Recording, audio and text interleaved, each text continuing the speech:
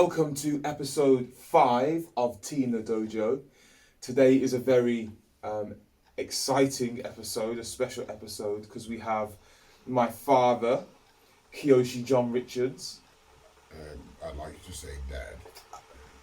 Dad. Yeah. Okay. Alrighty. With Chris as well. And yeah, we're going to do some questions with Kyoshi. That's the title of the episode. Today we've got some tea, so I'm going to just do the tea.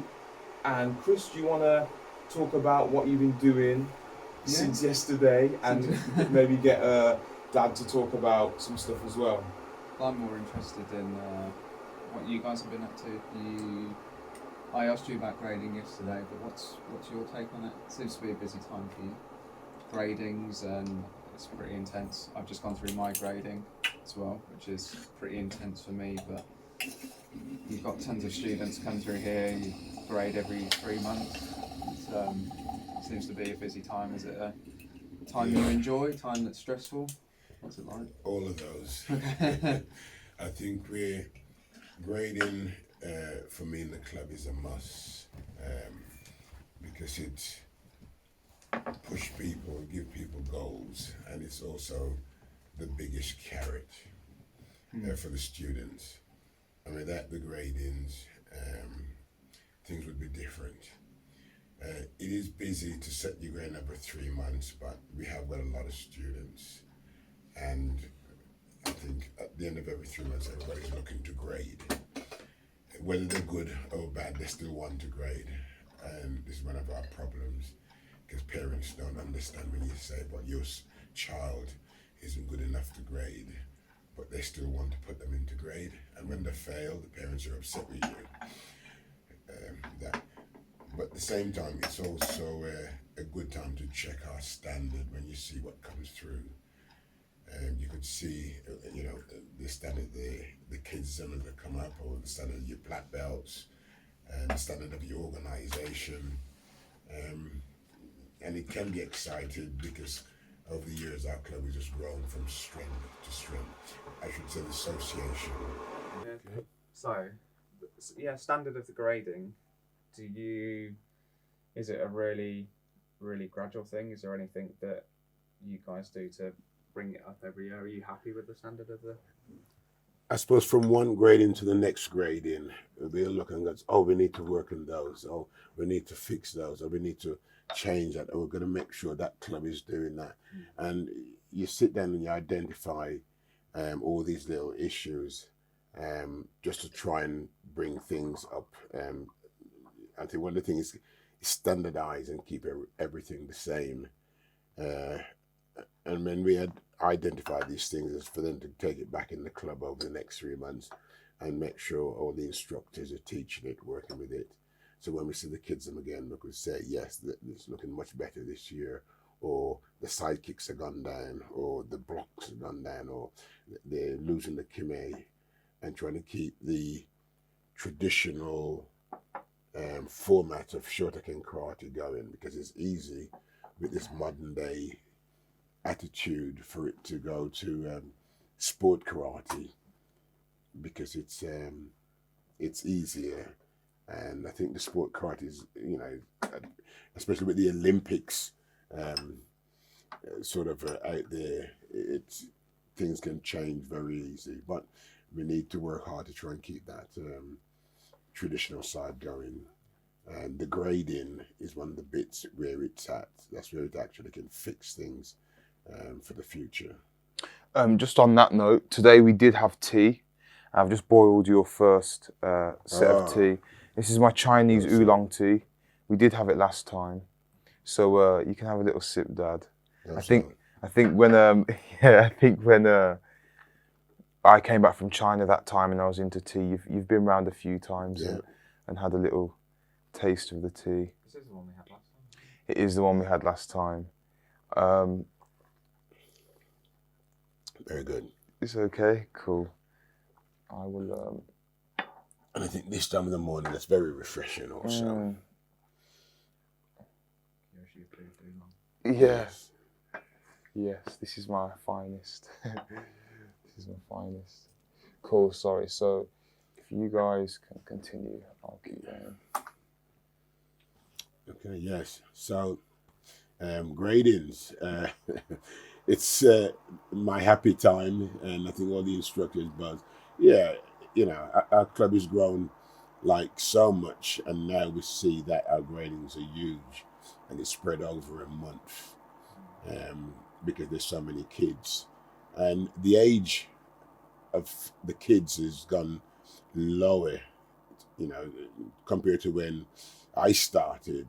You had to be like 14 to take a karate, Right, okay. and then you had to be, you had to be, no girls was allowed, and now we got kids starting at 4, and at the same time, you got some good 4-year-olds, very intelligent 4-year-olds, as well as you got the other side of the coin where the 4-year-olds can be still quite babyish. So does that mean like karate has changed to accommodate the 4-year-olds? I'm sure there was things that you were doing for the 14s that wouldn't have applied. So what are those changes? Because in Sensei, I see how karate is really good for some 4-year-olds, or maybe for all of them, but it's not the same kind of karate as we're doing with my adult class. No, and I think this is why when I introduced the belt system using the Mon grade, as in the stripe belts, was mainly designed for the babies, as we call the 4-year-olds. And then the seniors, we have the normal Q grades, as in the full grades. So the Mon grade, we had to change it. So although they'll be wearing a white and orange, technically, they haven't gone anywhere yet. It's just... that carrot. Yes, that's just that carrot, for them to feel as though they've achieved something that pushes them to the next level. Because as you know, kids get quite bored quite easy. And with this fast technology, if you haven't got something to show them that here you are, you've done well, you find that they can sort of, don't want to do it anymore and they want to do something else. But the carrot, as in the Mon grade, is work, and it's a fantastic system. It took me a while to get into it, to pluck up the courage to change from the old system to this. But as the age got younger, I know I needed something, because what happened is the kids are starting so young. Before they reach 10, they're ready to take the black belt, and then by the time they're 12, they pack up, they're gone to something else because they've achieved the black belt now. Completed it, haven't they? Yeah, they finished it, and they still don't know anything. The bodies start to change and they don't realize all this. As far as they know, they've got the black belt, but not looking at the strength of the technique, anything else. But I think it has been good for the club that the young kids are coming in with the mentality of the society today, because I think they really need something like this. I agree. Do you think, just going back a few steps, do you think the amount of time that maybe parents and children, but children are prepared to wait to get their belts is, do you find that kids are more impatient nowadays? Oh, very much so. 3 months is quite a long time for a 4-year-old, but it's, I suppose, how you conduct your club and the goals that you set for the kids. And you're basically giving them a countdown. It's like basically saying, you've got so many sleeps before grading, and for them to sort of understand that. Then when grading time come round, because we do a pre-grading first for the kids, to let them know that the gradings are close, and with the patience of them, we drilling them, we working them, we're pushing them, we're getting them ready, and actually we're trying to educate the parents as well, because a lot of times the parents don't really know what a grading is all about. They roughly think if the child turn up, they should get a belt. But we do test them in our association. They have to be tested to see if they're up to that level. Yeah. It's worth noting as well that kids don't, I said this yesterday, I think, perhaps, but kids, it surprised me perhaps foolish, me being foolish, but it surprised me that failings in gradings aren't that uncommon. I sort of thought that at least with the kids, they probably just need to turn up and they get their next belt. And that was my sort of, that was me being ignorant, just, didn't know what karate, or at least what Zenshin was like. I just sort of assumed, so. Yeah, we try not to fail the kids then, because a lot of time the kids, they're here for a purpose, and we're here to build the confidence, because the karate is one of the biggest confidence builder. And once you teach a child for 3 months and then send them to a grade and then fail them, you're destroying them. And also you're destroying the parent, because, I know of one child failed his first grading and his mother cried for a month. Whenever she seen me, she cried for a month, technically, because she was so upset with me. And it was back in, I think it was 1970, something like 76. I think, as we already said, that the first real belt is that orange, the full orange. So the kids are just going for fractions of that belt. So really, even in 3 months, even if they're not amazing, they have made some progress, and they can go to that that white and orange, or whatever the system we use to show there is some progress made. Yes, and I think we're once you have an amount of kids, you get some kids progress better than other kids.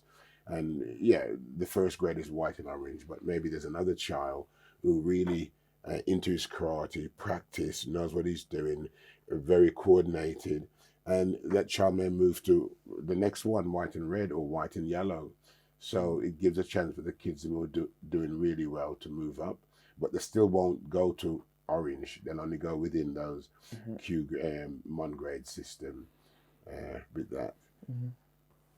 Cool. I think we could get into the main body of our talk today. Yeah. No, but I think this section has been a very good section, because our club now is more kids than ever. It's it's becoming like, let's say 80% of our organization is kids. So this side, for me, it's a big side, because we have now doctors who send in us prescribing karate session for the kids, because we got more out of control ADHD, kind of autism, kind of kids. Overactive, lack of discipline,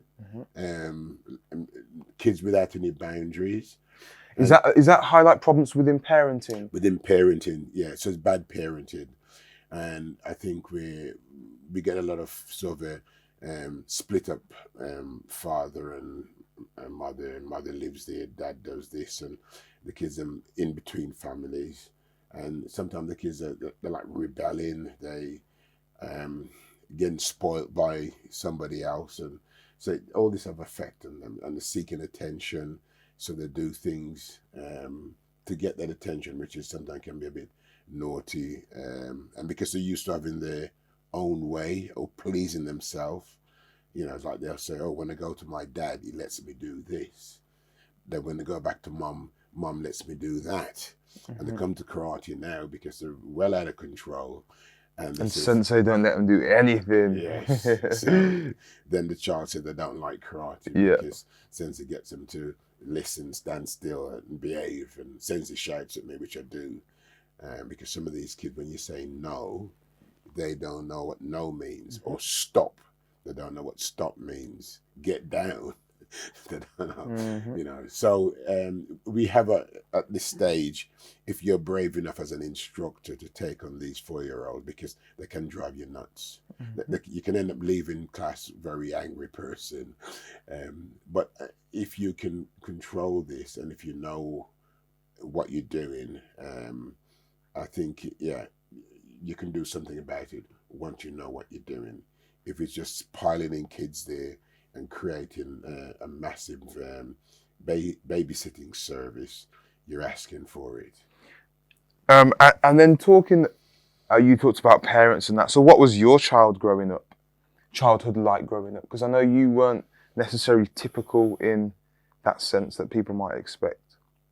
Yes. I suppose my childhood started off in like this two side to it, because I was born in Jamaica, and between the age of 1 and 9, I was a very good kid, living a very basic home life. Had nothing, poor, but at the same time, I had a lot of discipline, a lot of respect, and a lot of belief in myself that one day something fantastic's going to happen. But at the same time, I don't even think I saw money when I was 8. Um, you know, And who looked after you during that period? my grandmother, who was my main carer, mother, father. She was everything, absolutely everything to me. Um, Even now, my biggest part of my memories is with my grandmother, which when I left Jamaica at 9, by myself, On a boat? on a boat.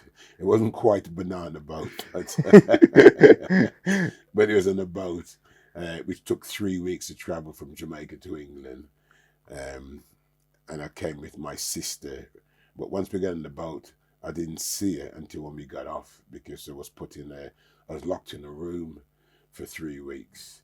And when I arrived, I was put out somewhere with a name tag on saying John Richards. I can remember this tag hanging off me, and we had to stand there and wait. Because your parents had already moved to England when you were just after you were born? Just after I was born. You said 3? To 3 months. 3 months, okay, yeah, Yeah, literally. 3 months. And so you never really knew who your mum or dad was? No. And they left 4 kids back in Jamaica, Yeah, was it? yeah, it was like three of us was there, me and my sister and my other older brother, but she's still in Jamaica. Okay. Yeah. So, coming from all that where you had nothing and coming to the land of plenty, as it was supposed to be, turned out to be a little bit of a scary, ugly, horrible change of life. And when you can imagine starting school, I think it's going on nearly 10 now, and we see people look different, people act different, people attitude. They stand back and look at people quite a lot, trying to understand how to think, how do they get that way. Yeah, it was quite a hard transition, quite quickly. A bit of a culture shock. Culture maybe, shock, and not knowing anything. I think that was my biggest problem. I remember once at school, I opened my mouth and asked a question, and I remember the old class laughing at me. And then from that, I never asked another question, because I felt so demoralized in that second. Had you been in school in Jamaica before this? Not really, no. Okay, so no formal education from up to 9, 10. No. And in Jamaica, like you said that you did have dreams or ambitions to something good would happen. Where did that come from, and how did you think you'd get? The ambition was coming from church. That was my real, or the only thing I knew then, because my grandmother, she was a big pastor in the church. And my days out, we go to church. You go to church on a Sunday, you go to church on a Wednesday, you go to church on a Friday, and so he went to the area that was living in, or the house was living in. Behind it became a church. Mm-hmm. So you listen and you watch and you look at people, and you see where I would like to be when I grow up. So technically, if I was in Jamaica still, I'd more likely still be thinking of becoming a pastor in church. And was there anything to look up to? Because you said you were surrounded by poverty and you had the religion. Was there anything to aspire to? No. Celebrities or sports people? No. You didn't show that, because we don't have television. We didn't have radios. With my grandmother, because my grandmother didn't even read. Wasn't allowed to have newspaper, because newspaper only full of lies. So, we wasn't even allowed to. Mind you, I wouldn't have to read it anyway. You know. So we didn't have anything. I think the biggest inspiration is when the planes fly over, these big plane, and you think, wow, one day I shall go and visit my parents in one of those. Yeah, and that's. And this was like, you were born in 1954. I don't tell everybody. So that was from that time until The about... secret is at the back. Till, so yeah, 50s and 60s. early 50s and 60s was that time period. Yeah. So this was probably, people say Jamaica now, it's like Bob Marley and the reggae culture, but this was, I guess, before that, before the fame, before the culture hype. Yes. It was just an island. I think, it was just an island playing calypso and gospel music, and the music at the time I can remember being blue beat reggae. So, this is much before reggae as we know it exists. But it was great time, because whenever I heard the sign and you're passing somewhere and you can hear this music, it was always like, wow. Somebody may have a gramophone playing, and you'd stop and have a nose and listen. But being my grandmother, she didn't let us indulge in any of that. So I was quite protected from the outside world up until the age of 10. What about the perception of the UK? Do you remember much about that? Was there Yes. any UK influence going back and forth? Do you really want me to tell you? Yes, I'd love to know. Okay, imagine me in Jamaica with sunshine and the smell of flowers and fruits and this nice fresh air as it is. And now I was brought onto the ship, and after a week, the smell of the ship, I think I vomited every day of the smell of the paint. Because I think they paint the ship every day, and the smell of the cooking and the sea going up and down, it was quite, I think there's a smell that got me most. And that by the time arriving in England, and I stand there at the dock, it was foggy. It was very foggy. It was grey. The country was grey. I couldn't see a lot what's going on. And there's a strong smell of a raw, moldy smell around me. So I thought it must be because we're by the sea. But even coming into land, that smell of a raw smell was still all around. And I could see the traveling from, I'm not too sure now where I travel from. That's the only thing. But I remember by the time we arrived home, the fog was very thick, and I couldn't see. I'm trying to look, but couldn't see. And I remember asking the person who drives me at the time, which I found out was my dad. Why is it? Why can't I see anything? And he said, "That's fog." What is fog? What's that smell? What smell? So there's all this going on in my mind, and felt, I suppose, frightened really, and I suppose we're a little bit traumatized, but not knowing it. But it was just different and scary. It was very total relaxed. I remember sitting in the car, coming home, driving, and trying to look out the window, but all I could see is like sort of lights going by other cars. I guess that would have been new to you, even like the cars on a road driving like that. Yeah, because I'd never driven in a car before. So all that was quite, brought a lot of attention to me, just watching the cars passing by. I suppose just like watching the television. When I came, I think the following day, and in the morning they put the telly on, and it was just a black and white screen with nothing happening. It was just a test card, I think it is now, which I learned after. And I used to sit and watch the test card because I thought it was so amazing, waiting for something to happen. Yeah, was watching the lines going round. Yeah, test card. Yeah. So when did you first start to get into martial art, and what pushed you or wanted to decide to do something? I think by the time I was around 12, I started seeing my older brother here and his friends. They went to boxing, so it was suggested I went to boxing and I start boxing. And Birmingham, so Aston, we had one of the best boxing club around, the best. All I can remember, Bonnie Johnson from Birmingham, heavyweight champion. He boxed there, and I was at that club for some while, learning to box. I can remember with the big boys. Was that because it was fashionable? Were you being bullied? Were you a hyperactive kid? Was it discipline? No, I think it was just a suggestion. I wasn't bullied.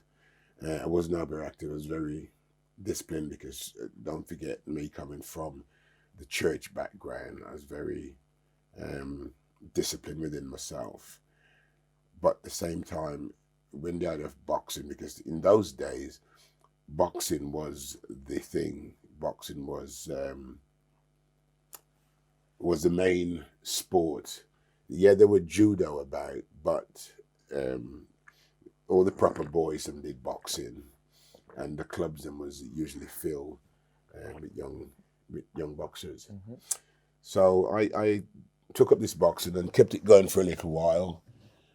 But I think when it was the age of around 15, I first went and tried out some karate it was in the park actually, with somebody there who was doing karate, and it's got me, yeah, that's interesting. I remember then even at school we had a chap came, well no, we had a team of guys came, I think it was from the army, and they did a demonstration of karate. So become jiu-jitsu, come fighting style, and I thought, wow, that's amazing. So eventually I joined a karate club, and I was still going boxing, and then which I used to enjoy the boxing, but then I started to realize that I'd prefer to do the karate more than the boxing. What is the difference that you found between studying boxing and karate? Because I thought, what is the future in boxing? That was one. What is it all about? Because there's so many, I mean, when I look around the club, there's so many good guys. You know, I thought it was good, but those guys there, much better than me. And I said, look at them, they got no future because, you know, there's nothing there for them.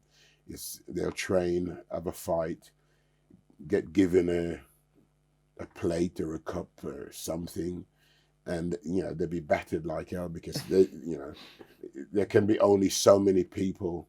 Is number one, yeah. You know, so seeing this, thinking that I'm not going to be become a world champion boxer because I don't think I'll get through that. But the karate now looks more challenging now. It was a lot more to achieve, and it has a sense of discipline that I like about it, a sense of more control over yourself and more into an art form that looked like what I'd like to be involved in.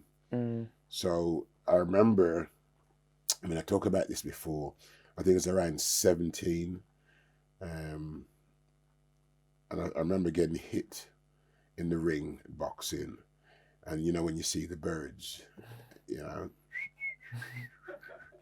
I think the first time I ever been hit so hard, yeah, I think then I started to think twice, how much of this could I take? Because I remember getting up off the floor and I got hit again, you know, and I think this is real boxing now. Because before as a youngster, you get a few licks and stuff, a few bust lip and things like that. But as you get older, you're sparring now with big guys, and they're hitting you. You know, they're proper. You know, because these guys they're fighting. They're in like semi-professional. They're doing fight shows. They're fighting for money, and they're always looking for somebody to spar with. You know, so as soon as I walk in the club, oh, get changed quick. You can do a few rounds with Danny over there. So you do that and end up getting, really bashed. You become a punch bag for some of the bigger guys.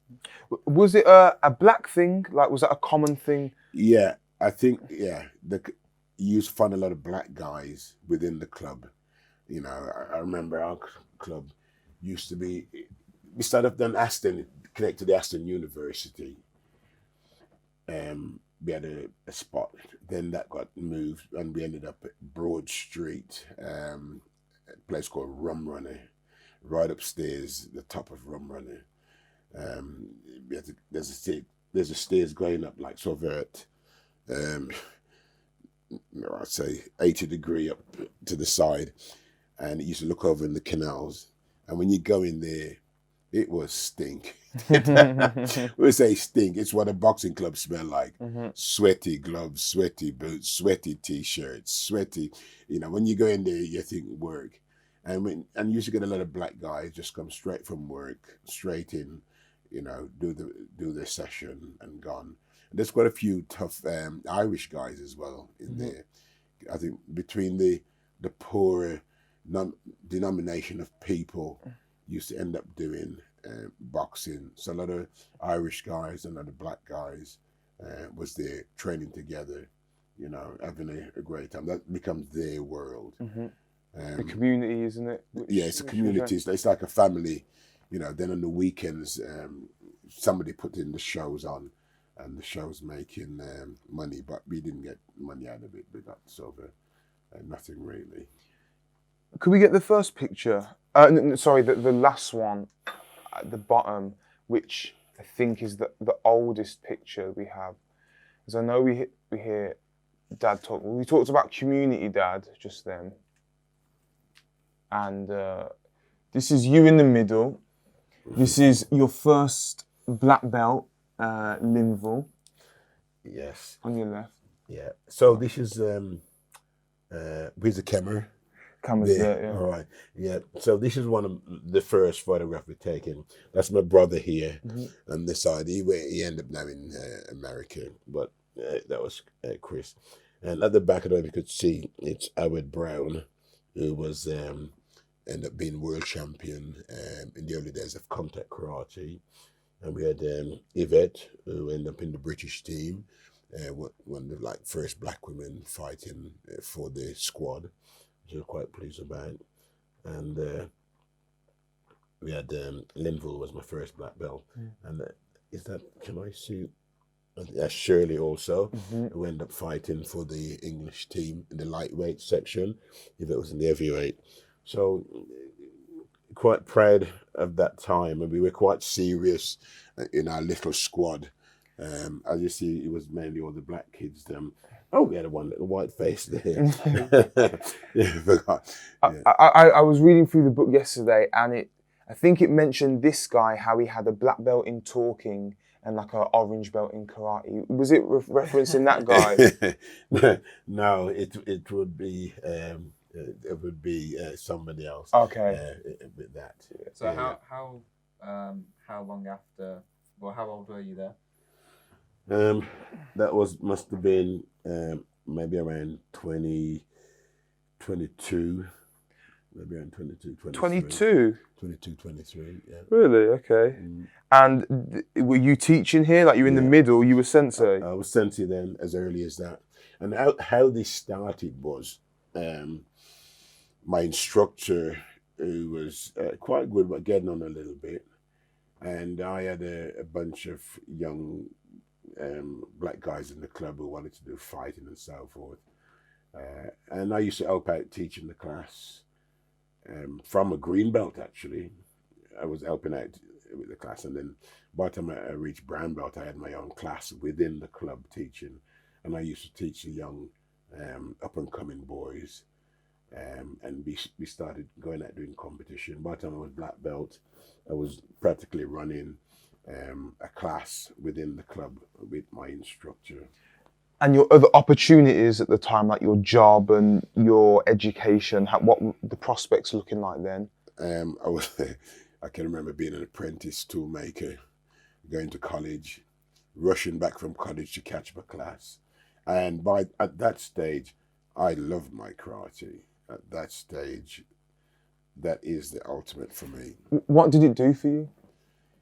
I suppose it gave me something greater than I could ever think of.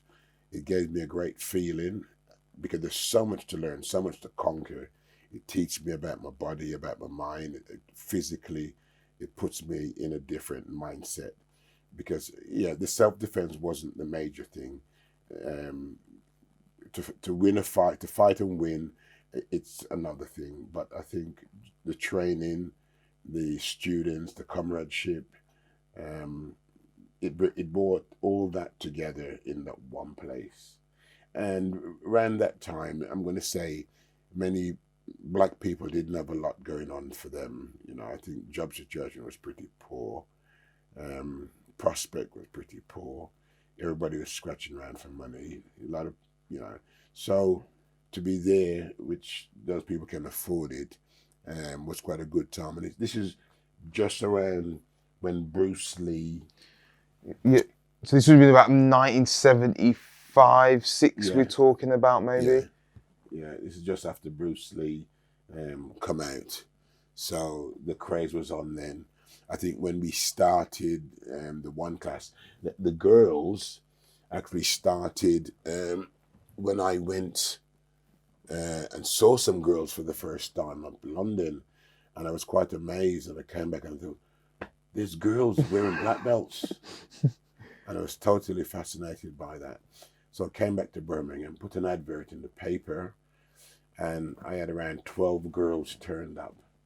And those 2 girls who went on to be black belts, an English champion, was two that left. The 2 girls I was left at the 12, which with the girls I gave them a lot of support, a lot of pushing, a lot of working, because I thought they was in a unique position to do something great with that.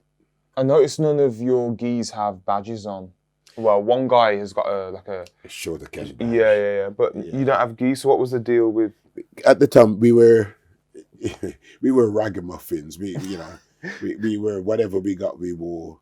The discipline wasn't so hot on how we look, because up until then, I wasn't influenced by that side, because that we were poor. My gi, I think. I remember saving up to buy it originally. It took me quite some while. And I think gis was for people who had money. How did you go about sourcing a gi? Martial arts shop, local martial arts shop, no online shopping? No, there's no online shopping. But I remember we used to get a gi from a company called Millam's, who mainly were renowned for judo suits. And through them, they started in karate suit. And boy, that suit was thick. It was like canvas, 16 or 18 ounce canvas, and it used to take your skin off. I think my armpit was sore from how rough the material was. But it's only until when I think it was 1976, I went to Clacton-on-Sea with Tiki Donovan and saw a organization which was neat, tidy. Everybody had the uniform, badges, all that. And I thought, wow, I'd like that for my club. So at that time, I'd done a massive change around organizing the club through the influence of Tiki Donovan. So who is Tiki? I must admit, he's remained our British coach, or English, I should say, England coach. He's been for many years with the England team. He was a good fighter and a good teacher, a good businessman, I must admit. But also, I'm going to say, one of the great for England, one of the greats, because I've learned so much from him. And till I end up teaching on his course as an instructor.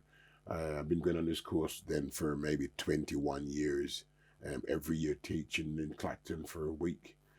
And that was quite a special place to teach. We saw down by reception, we have the wall of photos. There's quite a few frames that were drilled into the wall, unfortunately, so we couldn't bring them. But there was like, you know, you in the sun with, I know, loads of karatekas. And he'd asked you to instruct on... Yeah, I think it's one of these things, because Tiki C, obviously he has to see something in you. And with this, then he would invite you to do a few classes and say you got on. If you do good, then he goes, right, I'd like you to, you know, be an instructor in the course next year. So it was a gradual thing. You start there as a student, and then with your performance and so forth, and he sees you have somebody, you know, we'd like you to teach for us next year. And next year came you teach, and at the end of the course he goes, I'd like you to, you're down for next year as well. You know, and again, it's how, if people like you and how you get on the course. And I enjoyed mixing with this crowd because it was people from, I remember the one year we had 12 different countries coming, traveling over, especially for the course. And we did to meet some great people. And from that, I also got quite a lot of jobs, me going out teaching in other countries. So then I started to travel, teaching karate, which I quite enjoyed. Yeah. Talking about traveling, one of the cool things I always, you know, would mention, or whoever, is you ended up being a bodyguard and ended up traveling the world through that. Yeah, yes, that's another side of my kind again. Through the karate. So if you go back to the magazine, I think you've got.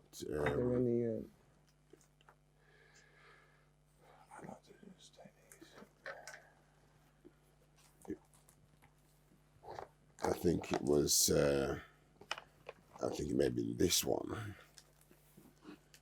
I think this was the magazine that came out. It was in your local newsagent. That's 82. 82. And at 82 then... 28. Yeah, so I was only a young boy then still. 28. Yeah, and being in the front of combat then was quite a privilege as a karateka. You know, I think every karateka wanted to see themselves on the front. That's when you think you've arrived. And this was good for me. It gave me lots of boost within, I suppose, my mental mind in where I am as a karateka, but also for my students. And this magazine, you know, started to travel worldwide. So people start to know you, recognize you within the martial arts. So combat itself was great for karate back in those times. It says here that you were karate strongman. So how did you get to be known as the karate strongman? Was that I don't know. I think what it was, when I started moving around and competing, I never really won anything. Because what it was, I was always disqualified. And being disqualified, because at first being boxing and the karate, it came together. You say fight, you need to hit somebody. So I ended up getting disqualified. It took me some while to catch on, not to hit them so hard. But by then, I stopped fighting. But saying that, I didn't really want it to be a fighter. What took my surprise was there wasn't very many good instructors, but there were lots of fighters, and even people at my weight. There's a lot of people in the England team, my weight, who was taller than me, had the reach of the legs. So I thrived on becoming a good instructor. So I took on a different role. I think fighting was for fighters, but a person can be able to fight, but he still can't teach. You know, people can do karate, but they still can't teach. So, I mean, I see that in our club. They can be great Great at karate. whatever. You put them in front of a group of people and they break down, or they're awkward, or this and that. Yeah. Teaching, you know, it's a special skill. So that was my total angle in it, and karate itself. So the strongman bit, I think, came from my dynamic power in karate. So when I thrive on building myself,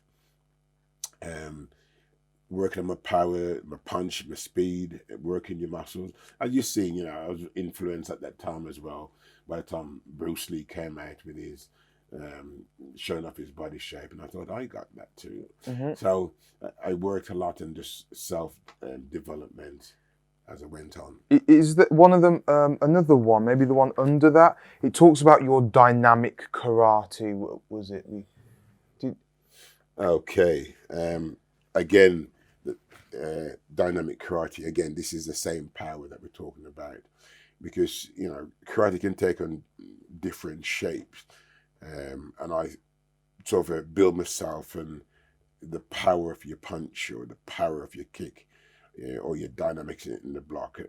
You're building yourself all the time and creating a dynamic energy through your techniques,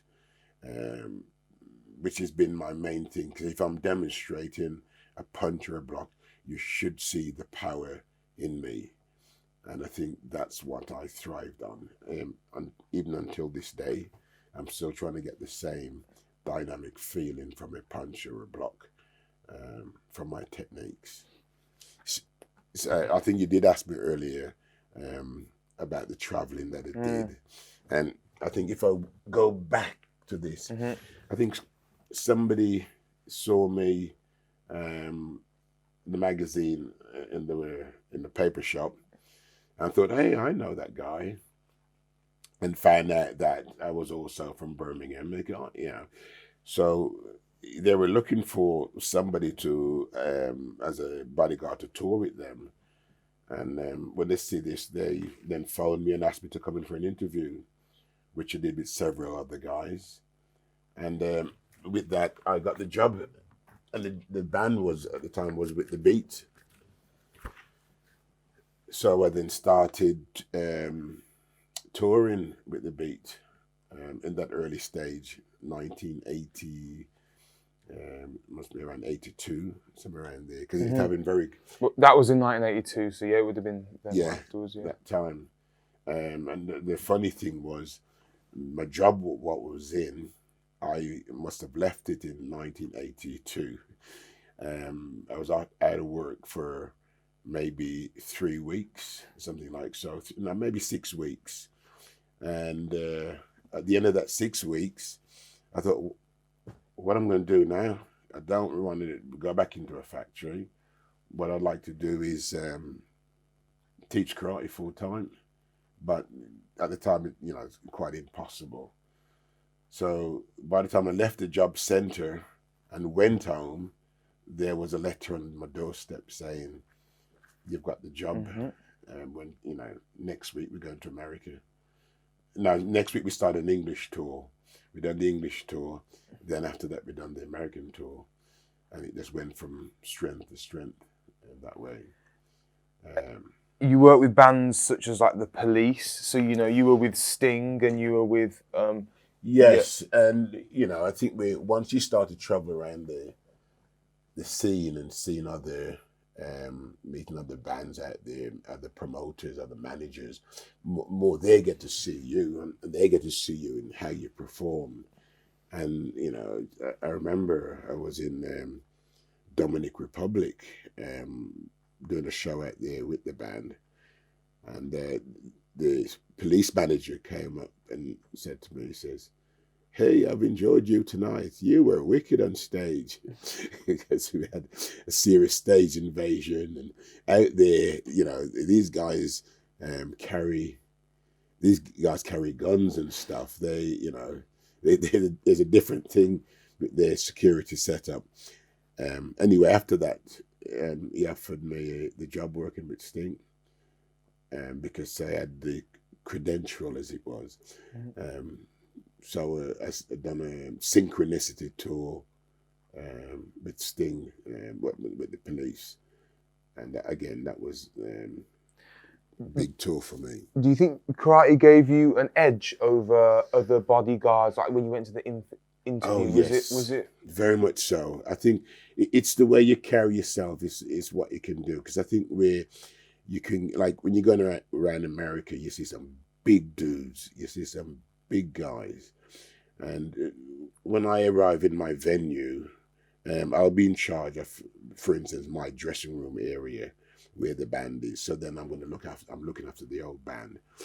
And you'd have some big guys. You say, right, I want you to stand by this door, you to stand by that door. You don't let anybody in. And that's what I used to do. And they used to say, how come a little guy like you get a job like this? And I was a little guy compared to them, and I usually say to them, especially the Americans, I says, oh, chap, because I'm English. You can see they're looking at me funny. Yeah, just to make that out. Because I think I couldn't compete with them and strength and all that. But at the same time, it's not just about strength that this job requires. You have to have something else. Your character. The character, your personality, the way you get things done. Because you arrive in a venue, the first thing you have to do, you have to make sure it's safe for whosoever you're looking after. You got to make sure you can get things done. Like for instance, Sting likes pineapples. And you arrive at the venue, there's no pineapple. So then, where's the pineapple? Where's the caterers? Then there's no pineapple. Right, you need pineapples. You need to go out somewhere and find pineapples. But again, you have to, do it in a way that people want to help you and work for you and so forth. The rock and roll lifestyle, sex, drugs, and rock and roll, and all this, Yeah. and then contrasting with the karate. Like, how did that work? Were you selling your soul, or was it? Yes, yeah. I think it was quite hard to maintain that sort of standard, because once when you're away from home, you're not really training. You're doing late nights. You stand around a lot. You're busy. Physically working, you're running up and down, and when you do finish work, you're dead. You're totally lifeless. You don't go and work out, and it's only when you get a day off, or within traveling, or we stay overnight, you can maybe find some strength to go out and maybe do a run around the street or something. But sometimes, even going out running, you got to be careful what area you're running in, because people just see. This person, like even the police, hey, there's a black guy running, shoot him. Because I've been held up before by the police for that running, Oh, really? Yeah. See, and they think automatically, like, yeah. It's a different time, I guess, wasn't it? And it was like early in the morning, there's all this, the police, because I remember in New York, I was running around quite early in the morning, and I went out running, and I actually got lost. You're saying, how do you get lost in New York? Because the streets is like straight up or straight down.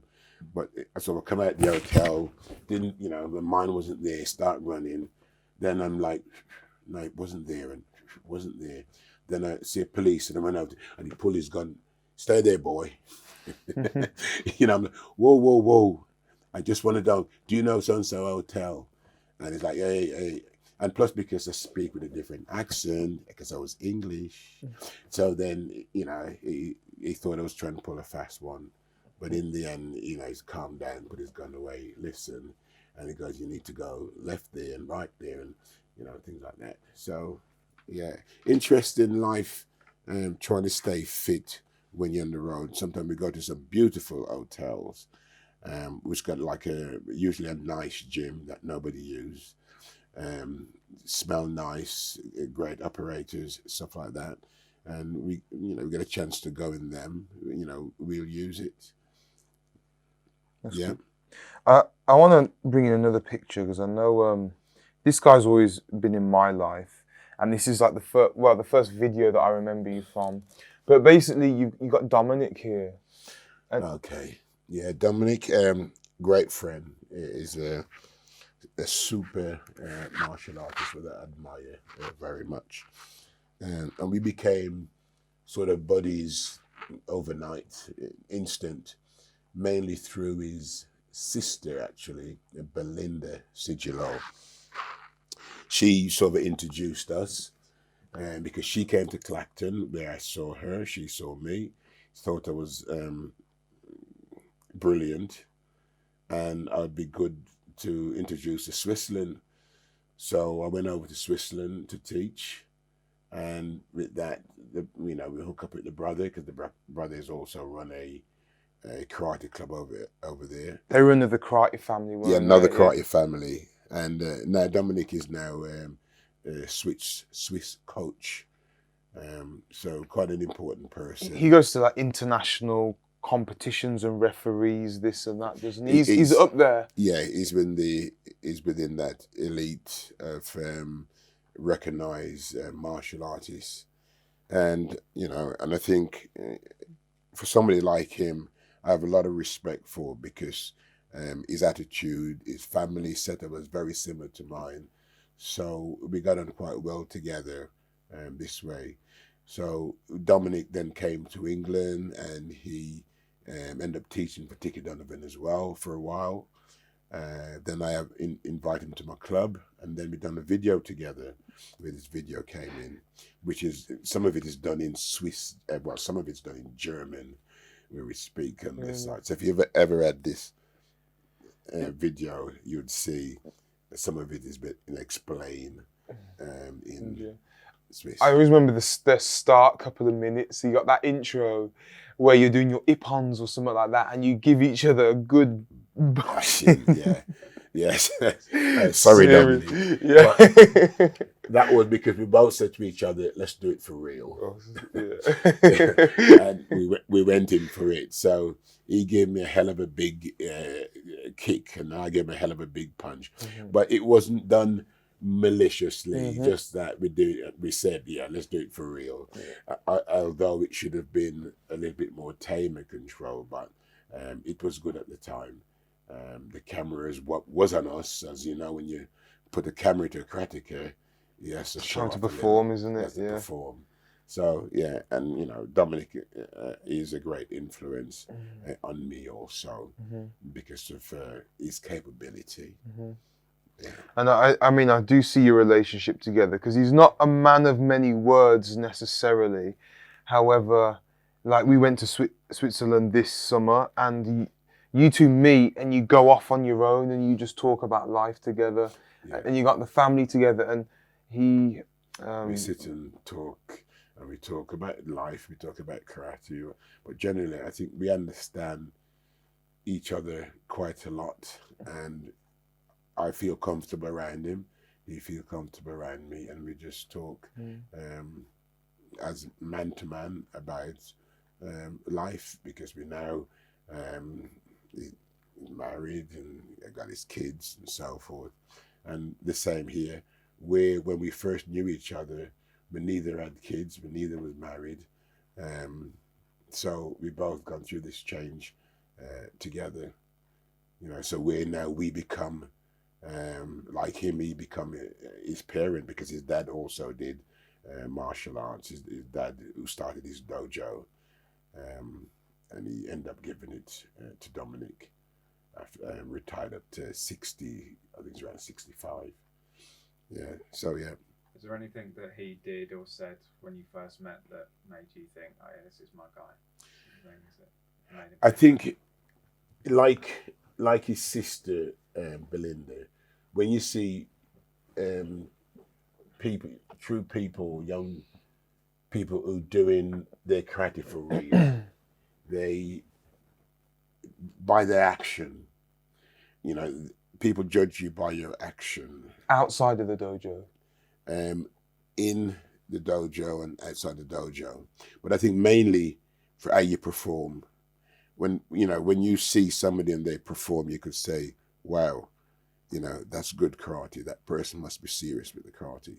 But by their attitude with the karate, And that's how you get that respect, by how you perform. You know, it's like when, you know, somebody comes in the club and mouthing off, you know, once you give them a good backsiding, you give them a good beating, you know, you hit them, sweep them, pick them up, hit them again. And then after, you may get respect from the person. You know, sometimes it takes all that. But, you know, I think attitude is from how they come across to me in the performance. I was going to say that, yeah, I feel like it's the way Dominic carries himself. Yeah. Again, and actually Belinda's like the complete opposite, but still has that karate kind of Attitude. Yeah, she's like so outgoing and loud and this, but it's yeah, they've got that karate mindset. I think the karate mindset, as they confident, especially Belinda, and anyone who knows Belinda, you know, they know what she's like. She's around 4 foot tall, and she's like a little stick of dynamite, really, and you can't underestimate her because she has, you know, to your own detriment. Yes, yeah. You know, and you know the same. She has a sister too, and it's the same thing. So the whole family is karate minded through the parents. You know, because I think the mom did karate for a while. But I think when you see a karate family like that, who's quite real, they lived the part. You know, they did other things, but the karate was their makeup from childhood, coming up just like you. You know, they come up along the same path. And I think when you see Belinda used to compete quite a lot in kata, she's also a good fighter. Now she's very good at self-defense. She does a lot of self-defense teaching. But enough of those two, because I think I'm going to say they're a great family. And yeah. Go on then, keeping on about family. Okay. And it's getting a bit faded now, an old one. Here you could see me here. And this at the time was Melanie, which is now my wife. I think I was awarding her then with her second Dan at that time, a second Dan certificate. How long ago was that? Maybe, maybe she was around 22, 23. So I wasn't about yet. No. But you were together. Sort of. Sort of, okay. I know. I think what that means. time, I think she just liked me at that time, but didn't tell me. Okay. Yeah. So that was a good early one. So how does that develop into making 4 beautiful kids that all do karate? Yeah, you know, I think it's as a single parent, as a single man, traveling around, and you get involved with lots of people and so forth. But there come a time when you decide to settle down, and you know, what sort of person do you want around you to be your girlfriend or your wife, and it's just somebody who maybe take you serious enough, and give you the attention that you need, and these things just happen, you know. And I think one day it's like me and her start to go out together. Next day I disappeared on tour, which I may be away for 6 months. Come back, she's still there. Oh, okay. Another week, and gone again on tour. Come back, she's still there. So with her keenness and love for her karate at the time, and I think that may be why I ended up with her. So you kind of knew you wanted a karate girl? Or no, woman? I think I wanted someone who understand me. Okay. I think somebody who understand me was the magic thing.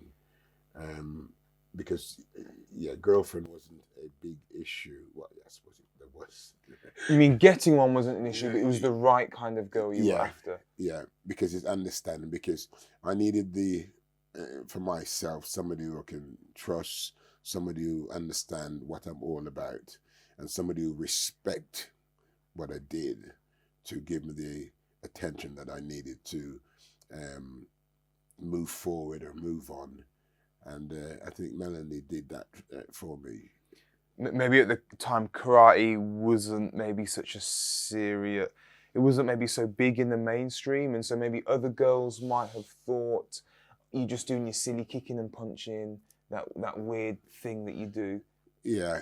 Was it like that, or? Well, I think if you go back those times, there was a lot of girls around. I think there still is. I think there's more girls now than ever. Because even if you look at the karate club now, your average class, you may have 75% girls compared to boys. And I think we maybe even back there then it was the same thing. And I think once you decide you're either going to fool around and have loads of girlfriends and stuff like that, or decide one day, you're going to get serious and finish training and go home and thing. But I think once my job became more stronger going abroad, I suppose I needed also somebody to be at home working in my interest or looking after things for me, and I think Melanie was there at the time to say, right, you do this for me while I'm away, or you handle this for me. And she done a great job. I thought, something, that girl isn't bad. She's done all that and organised it. And she put, and I still got all that money then. No, but I think it's just that her attitude as a young karateka at the time was enough. It wasn't that, no, I gotta be careful what I say now. Yeah, no, it just happened, amazingly, because although when you're traveling and you've been in the band and stuff, you're where there's women, girls, women, but if that's where you're at, but I wasn't like that. That wasn't my angle, because I had so much at stake already. I had a karate business back home. I was working on tour as well. I had lots of contacts within the security side of things, and I had to be careful. Especially when you're traveling around America, you have to be careful. They'll lock you up and throw away the keys if you step out of the line, and especially being black and So So there's all that to do with falling in love and living happily ever after and making 4 great kids. So and the next thing is, like, I guess having kids that all do karate, and we all started from a young age. Mom trained with us while she was pregnant and stuff. What was the aspiration there? For you had 4 kids, and we all did karate. What was the goal? What was the dream? I think when you start having kids and you're so pleased with your first creation, and obviously Melanie's like, wow, I want another one. I want another one. Oh, I was like, must I? And then the next one comes, and she's totally besotted by the next one. So I want another one, and it went on, and until we ended up with 4 babies. And then I said, like, that's it, no more, And it was really expensive at the time, because by then I was living off the karate. That's what I did, and when I decided to stop touring. I think my last band I worked with, which was Bros, and after I finished work with them, I thought, that's it, no more of this nonsense. I shall now get settled down, stop touring, and then be at our first son, which I did. Ta-da! First creation. Yeah. Was it assumed that they'd be straight into karate at a young age? No, there was no thought given about it. It's something I know what would followed naturally, because I think I remember I was teaching in Switzerland at the time when just before Jumoke was born, because I was up doing a course, and then we got the message that my wife's in sort of labour started, things start moving. So then I came back home and pretty much rushed back home that weekend, and within no time at all he was born. So I remember the situation very much with that. But yeah, I stopped touring, then settled down, then the kids started. I've done like 1 and 2 jobs after that within the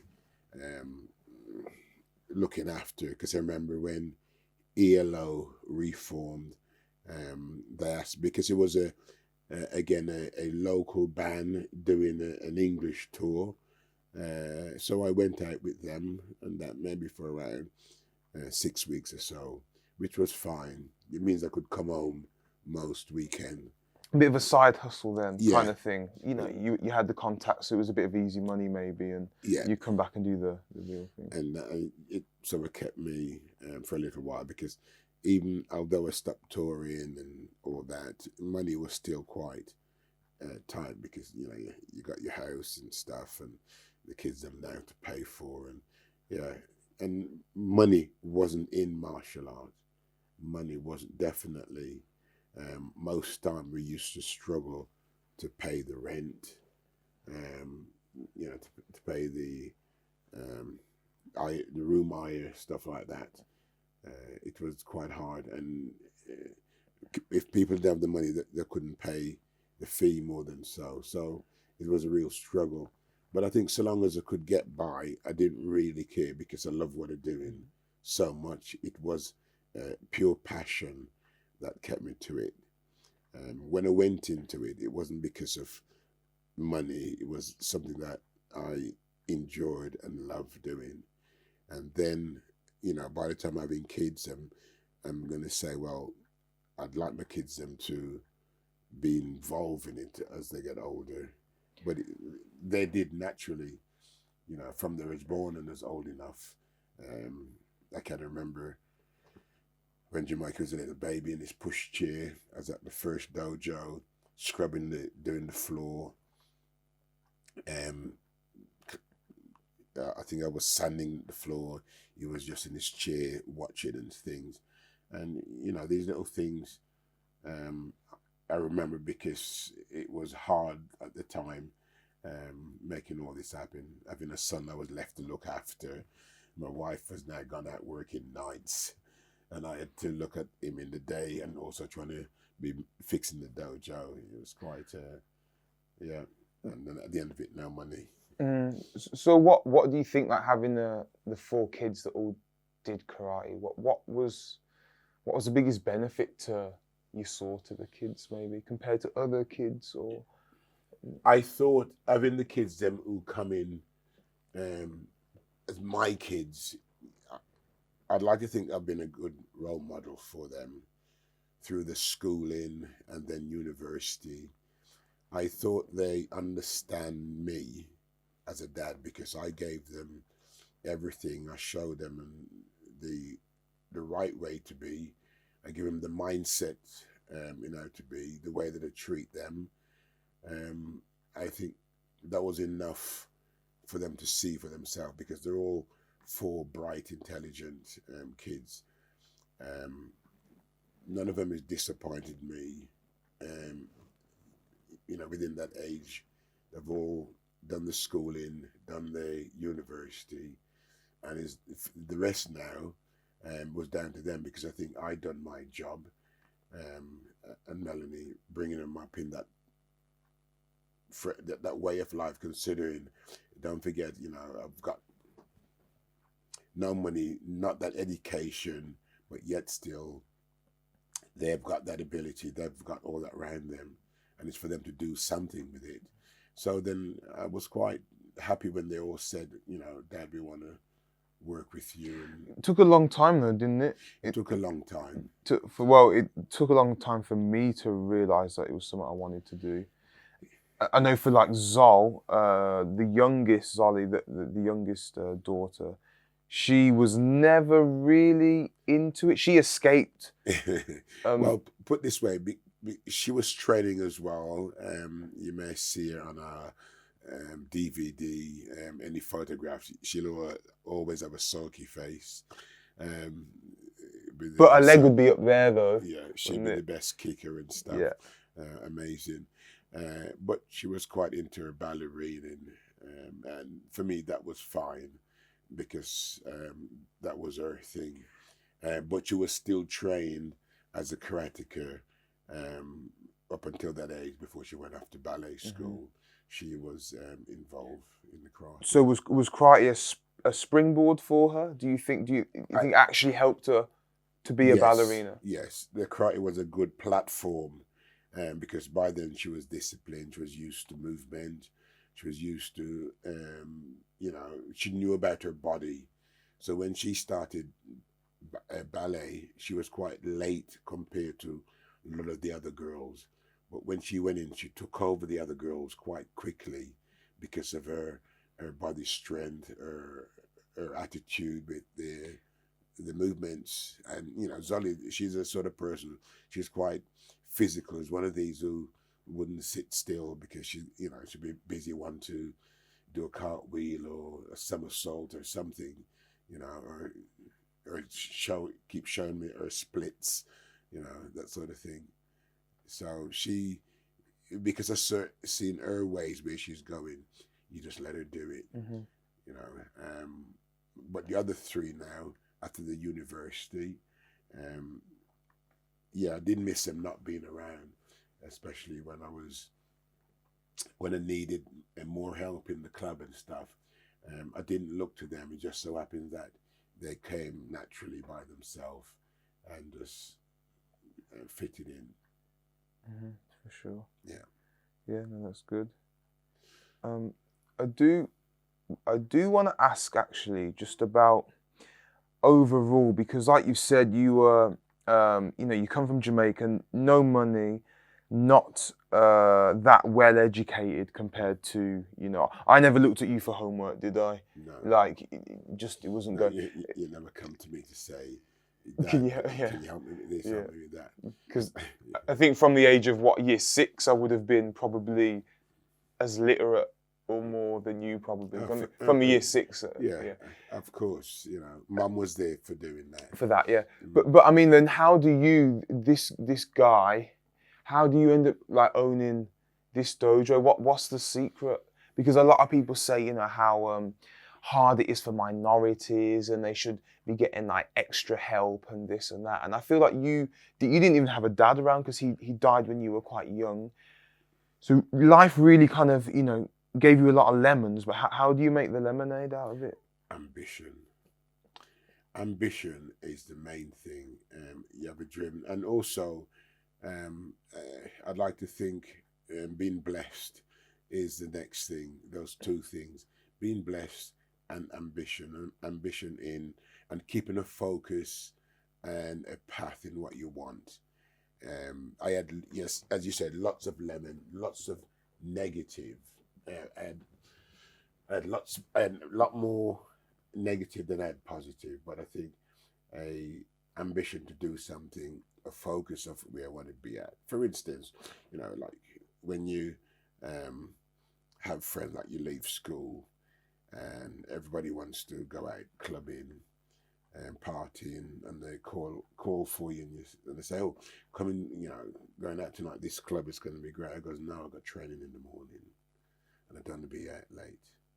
And they call for you the next week. "Oh, I've got to," and you're like this. So then that's where you see your focus where you want to be at, and you then become separated from your friends because they want to go and do that, but my mind is on becoming maybe a good green belt, or becoming a good brown belt, or I'm training. I'm really, so that inspired me a lot more than anything else. And by the way, as also in a band as well. By the time I was 17, I was in a musical band. We even been in television. And our band, we used to do gigs and so forth. We went on to the New Faces. Those of you would remember that program. New Faces was like very similar to Britain's Got Talent, Yeah. or one of those. one of those It was shows. Chris Tarrant. You said. I remember you said. Yes, Chris Tarrant. He was one of the ones who voted against us and that. But you know, that was there, and we were as youngsters, we were involved in music. I used to play the keyboard. Started off on the bongo drums and graduated from bongo drums to keyboard. Because when we started as the Tropical Harmony, which we were vocal. We used to sing folk songs, Jamaican folk songs and stuff like that. And we went into gospel. So we had a combination of gospel and folk songs. Then after the show, we started to change, and people asking for music and to get gigs. We started to change our music to get get gigs. And then from that, I was still involved in the karate, and I used to turn up to practice, and I'll turn up and maybe the drummer hasn't turned up, and I'm like, I could have been down the club practicing, you know, I could have been training. And you go away, you come back in next session, the bass player don't turn up, and what a waste of night. And in the end, I made a decision: the band or the karate. You know, and I remember somewhere we were practicing somewhere, supposed to be, and I didn't turn up this time, and I went to a competition, and I think 3 of them came down to the competition and fined me, and they said karate or the band. And I'm yeah. So then the band went from that day, and for ever since it was karate. That's a good job. I think we're good for time now. I would like to ask then, over all your years of like teaching, and you got hundreds, thousands of students you've taught all over the world, what is the thing that karate gives you? Like why is it so important and still relevant today? I suppose that's now a tricky one, because when you become part of something, or something is a part of you, that's all you see, you know, is what buzz you get out of it when you put your gi on, what satisfaction when you tie your belt, what pleasure it is to walk on the dojo floor, what privilege when you have lines and lines of black belt in front of you, and it's people that come to learn something from you, or to educate themselves from something from you. These pleasures that there's nothing else I can see in the world, not even money, can give you that feeling of pleasure, of being involved in something as deep as this for the serious people. Because what I do is a life changer to many people. It's not just a punching and kicking. It's what you're doing from your knowledge. How you changing people's lives, how you helping people in all different ways. And don't forget, we've got all the nationalities under the sun training with us. And yet still it's one subject that goes out to everybody. And they all want the same thing, is to better themselves as a person, or self-defense, or fitness, or somewhere to go, or something. But we got a great place in the dojo. So me being, I'm going to say it myself, a great instructor, because that's what I spent my life being. I feel blessed this way, that I have all this. And then now my kids, who's doing it for me. And if I can walk in the dojo and they sound like me, I even feel more blessed. So putting on my gi, tying my belt, it's like putting on a Superman outfit. that sort of feeling. But no, it's something you can't really explain. It just becomes part of you, and it becomes part of you, and you become part of it. Mm-hmm. Cool. Maybe last question. The club is called Zenshin. Yes. Where does that come from, and like how did you come up with the name for Zenshin? Okay, I'll try and make it brief. Okay. In around 1985, I think it was, thereabout, and 84, 85, I went on a big tour. I think it was, it was a big tour. It was in America. We did a complete American tour, and it really destroys you as a person. And I remember when I came back, I felt totally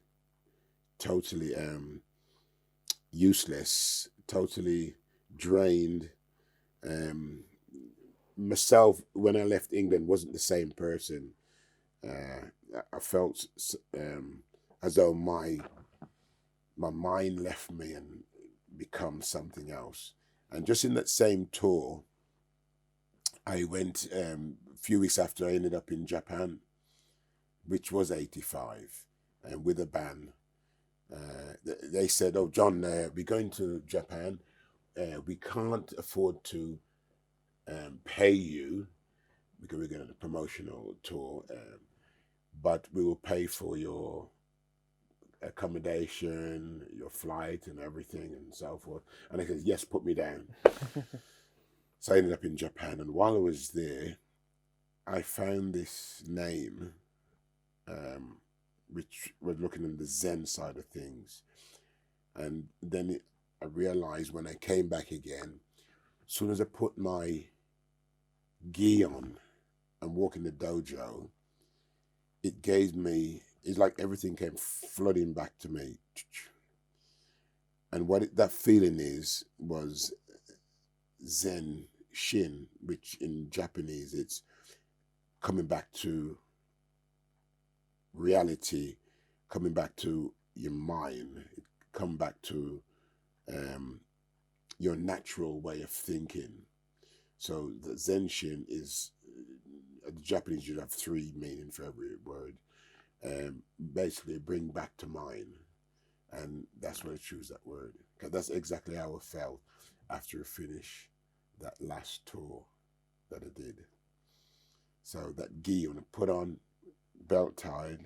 You knew it was right for you. It was like the way. Yes. Yeah. Okay. It was the way. It brought me back to my senses, because by the time I stepped on the dojo floor, I had to be me.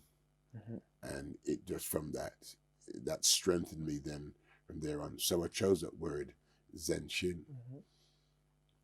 Yep. And yeah, but good question. Because things like that, I forgot why you chose that word. Yeah. For me, I one day I was arriving into karate. I was a little bit down in myself, and I opened the gate, and then one of the parents, it was a little girl, one of our new girls. She was waiting in her dad's van. She opens the window, Sensei, Sensei, and just hearing the Sensei, she uplifted me. She made me just from a normal guy, and by calling me Sensei, it put me on this kind of platform where it just filled me, like kind of what you just said. We put in the gi on. Yeah. That becoming a Sensei is I'm becoming more than myself, or yes, I think what it is, it's the respect that the person gave you.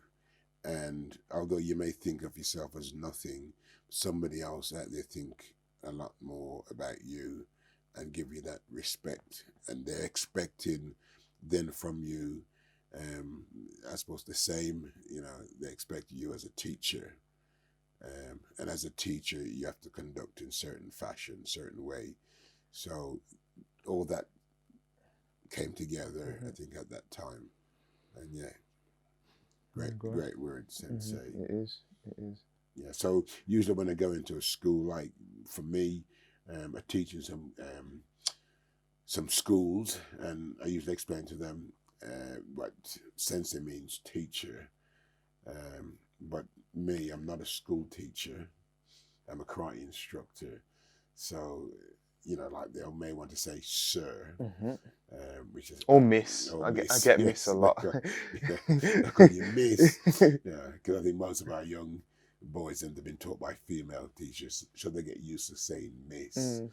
Yeah, but no, I think that sensei. I'd like him to take it a little greater than just being a school teacher, because it requires a lot of respect. Yeah, I think people in this country sometimes don't respect the teachers enough, but we're like somebody maybe like Japan, China, India. They put their teachers on A pedestal. Even in places like Finland and a couple of other countries in Europe, they're sort of the leading figures That's it. And the parents give the teachers a lot of respect. So then the kids, but here there's a lack of it. Yeah, well, I guess the teachers are the ones that are help shaping the next generation. So if you're not respecting the people that are going to help to shape you, you're kind of doomed, aren't you? Yeah. Really? And I think you need that respect from that stage. And I think when I look at it, is what the parents. A lot of it is the parents' fault, because it's what they. The way they want their kids, or pushy parents, or the law they have in school where you can't do this and you can't do that, So they set a trap up. If the teacher's got no power, how can they, how can they use? They're giving all the power to the kids. Yeah, give the power to the kids, totally, and it's wrong. This is why I have to say to them, when they come in my dojo, they come here it's a karate center, a martial arts center. I'm a sensei, not a school teacher, and we, if somebody's wrong, I'll tell them they're wrong, but I think in the school, the teacher's not allowed to do that. That's great. Yeah. Well, I think we've come to the end. I think we could go on forever, couldn't we, talking? There is a lot. We've cut a lot of things short. I think it's like open up a can of worms. Yeah. Well, we'll let our viewers digest it, and because we'd love to hear your comments, and if you have any questions for Kyoshi, if you have any feedback as well. So maybe next time we could do one in the future, and maybe focus on a more of a specific aspect rather than a whole broad overview. Okay. But yeah, I would like to say thank you for watching, everybody. Please remember to like and to comment and to subscribe as well. We will be coming out with some more great content, I hope. I think this has been my favourite so far. What do you think, Chris? Thank you. Oh yeah, I want to say thank you for the tea. Yeah, it's all gone now, but hopefully for next episode I'll have some new one. But yeah, that's what it's about, having a nice chat. Yes. Bit of tea in the dojo. For sure. It's a new one on me, but enjoyed it. And being interviewed by your son is quite a new one. I think in this magazine here, I was interviewed by Dave Wakelin from the Beat.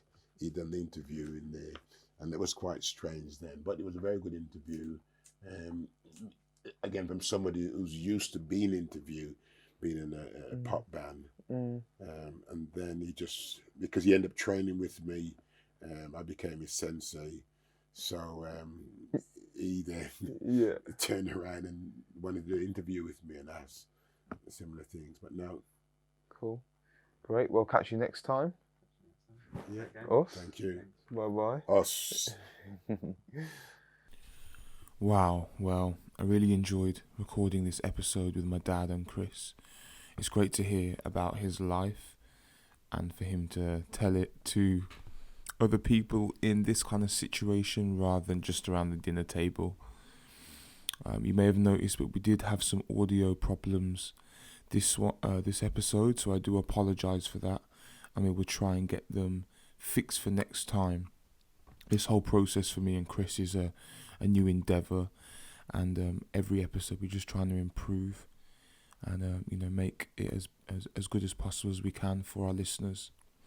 So please comment, subscribe, and give us some feedback and give it a like. And you can also leave a review. All the other episodes are released now, so check us out on YouTube, and where you can see the full video. So thank you very much. Have a great day. Us.